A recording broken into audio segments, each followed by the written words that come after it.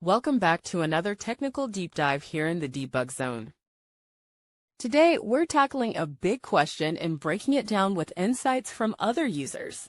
Hopefully, this clears up some misconceptions and helps you get the answer you need.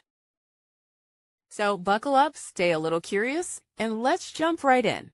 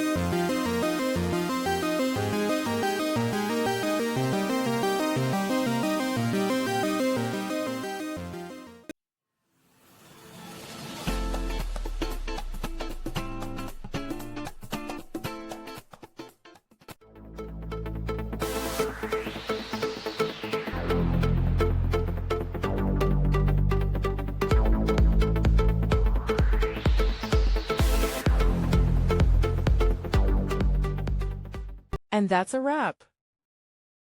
I hope you found the answer you were looking for. If you did, take a second to hit that subscribe button. It really helps out. And let me know in the comments which solution worked best for you. See you next time in the debug zone.